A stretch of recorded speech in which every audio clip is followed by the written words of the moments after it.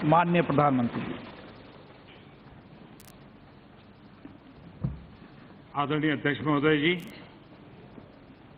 इस सदन के सभी सदस्यों के लिए यह अत्यंत हर्ष का और गर्व का समय है। आपको इस पद पर आसीन होते हुए देखने का।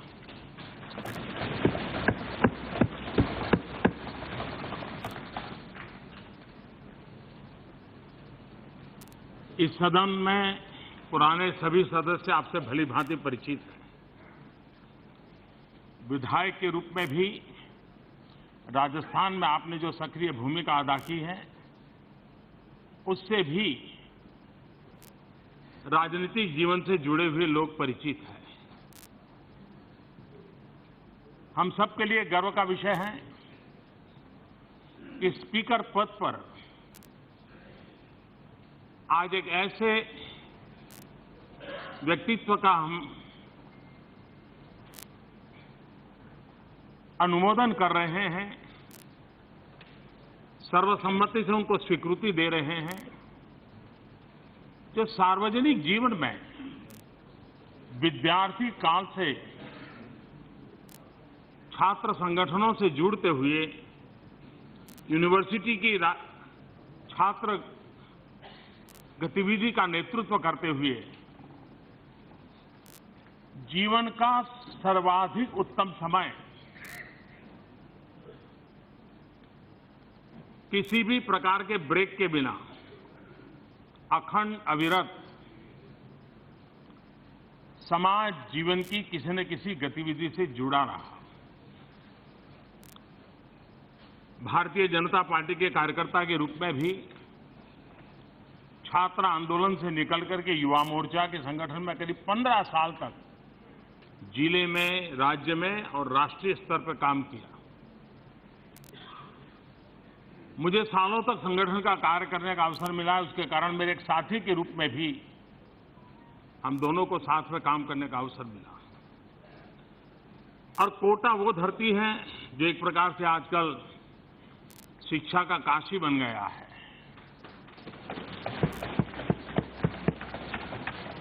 जिनके भी दिल दिमाग में कैरियर की प्राथमिकता है, वो कोटा को पसंद करता है। कोटा में रहेगा, कोटा में पढ़ेगा और कोटा से अपनी जिंदगी बनाता है। राजस्थान के कोने सा छोटा सा शहर आज एक प्रकार से लघु भारत बन गया है। और कोटा का ये परिवर्तन जिस नेतृत्व के सामने हुआ है, जिसके योगदान से हुआ है, जिसके इनिशिएटिव से हुआ है, वो नाम है श्रीमान ओम बिरला जी।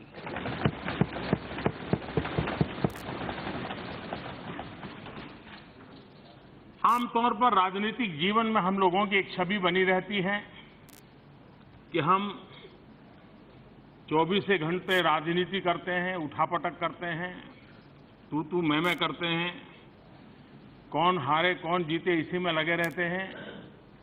लेकिन उसके अलावा एक सच्चाई होती है जो कभी कभी उजागर नहीं होती है। वर्तमान में देश ने अनुभव किया है कि राजनीतिक जीवन में जितना अधिक मात्रा में सामाजिक सेवा का प्रोपोर्शन रहता है, समाज में स्वीकृति ज्यादा मिलती है।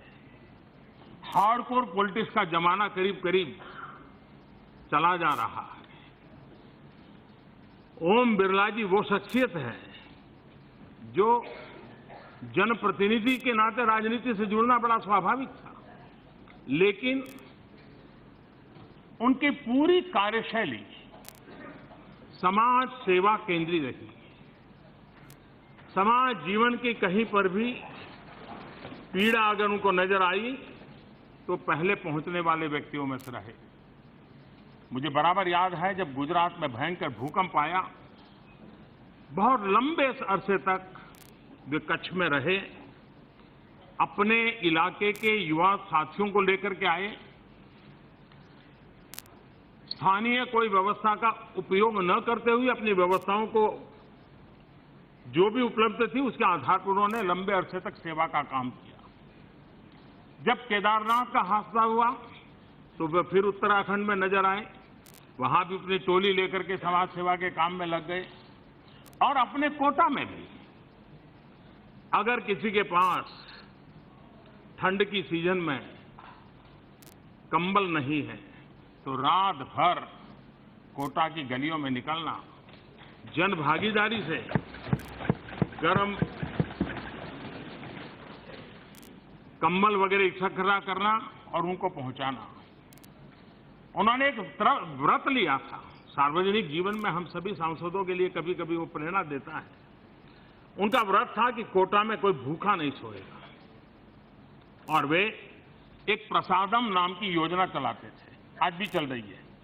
उस प्रसादम योजना के तहत जन भागीदारी से भूखे लोगों को ढूंढ ढूंढ करके उनको खाना खिलाना, ये उनका रेगुलर काम बन गया।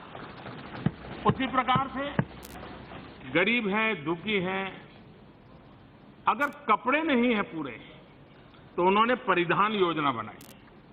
उस परिधान मूवमेंट के आधार पर वे जन भागीदारी से, सामाजिक संवेदना से लगातार जुड़े रह करके, अगर किसी के पास जूते नहीं है तो जन भागीदारी से जूते इकट्ठा करना, गर्मी के सीजन में उसको जूते पहना देना। अगर कोई बीमार है, कहीं रक्तदान का काम जरूरी है, कहीं अस्पताल में और सेवाएं देनी है, एक प्रकार से उन्होंने अपनी राजनीति का केंद्र बिंदु जन आंदोलन से ज्यादा जन सेवा को बनाया। और ऐसा एक संवेदनशील व्यक्तित्व आज जब स्पीकर पद पर हम सबको अनुशासित भी करेंगे, अनुप्रेरित भी करेंगे, और उसके द्वारा ये सदन देश को उत्तम से उत्तम दे पाए, एक कैटलिक एजेंट के रूप में, एक पदासीन के जिम्मेवारी के रूप में, और सालों की सामाजिक संवेदना वाली जिंदगी जीते के कारण मुझे विश्वास है कि वो उत्तम तरीके से इस चीजों को कर पाएंगे। सदन में भी हमने देखा है, वो मुस्कुराते हैं तो भी बड़े हल्के से मुस्कुराते हैं, वे बोलते हैं तो भी बड़े हल्के से बोलते हैं। और इसलिए सदन में मुझे कभी कभी डर लगता है कि उनकी इस जो नम्रता है, विवेक है, कहीं कोई उसका दुरुपयोग न कर दे। लेकिन आजकल तो, पहले तो ऐसा होता था कि शायद लोकसभा के स्पीकर को कठिनाइयां ज्यादा रहती थी, राज्यसभा के चेयरमैन को कम रहती थी, लेकिन अब उल्टा हो गया है। हम जब पिछले सत्र को याद करेंगे तो हर किसी के मुंह से ये तो निकलेगा कि हमारी जो स्पीकर महोदया थी, हमेशा हंसते रहना, खुशखुशाल रहना, और डांटना भी है तो डांटने के बाद हंस पड़ना। लेकिन उन्होंने भी उत्तम तरीके से एक नई परंपरा को विकसित किया। इस सदन की तरफ से, ट्रेजरी बेंच की तरफ से, शासन में बैठे हुए सब जिम्मेवार मंत्रिपरिषद की तरफ से मैं अध्यक्ष महोदय आपको विश्वास दिलाता हूं कि आपके काम को सरल करने में हम जो भी भूमिका हमारे जिम्मे होगी उसको 100% पूर्ण करने का प्रयास करेंगे। और आपका हक बना रहेगा कि इस बेंच तरफ भी अगर नियमों का उल्लंघन होता है, व्यवस्थाओं में बाधाएं पैदा की जाती हैं, तो आपका पूरा हक बनेगा कि हमको भी, हमारे तरफ के लोगों को भी आप उतनी ही मक्कमता से, आग्रहता से कहें, हम उसका स्वागत करेंगे, क्योंकि सदन की गरिमा बनाना हम सबका योगदान रहना यह आवश्यक है। और मुझे विश्वास है, पहले तो 3-4 साल तो अच्छे जाते थे, चुनाव के वर्ष में थोड़ी गड़बड़ होती थी, लेकिन अब तक हर 3-4 महीने के बाद कोई एक चुनाव दिखता है तो लगता है कि यहीं से कुछ मैसेज देंगे, तो ऐसी स्थिति में आपको भी तनाव जरा ज्यादा रहने वाला है। लेकिन फिर भी अच्छी चर्चा हो, उत्तम चर्चा हो, सब विषयों पर चर्चा हो, मिलजुल कर के निर्णय हो, उसमें आपको पूरी तरह ये सदन भी योगदान करेगा, ऐसी एक आशा के साथ मेरी तरफ से, सदन की तरफ से, ट्रेजरी बैंक की तरफ से आपको बहुत बहुत शुभकामनाएं देता हूं। धन्यवाद।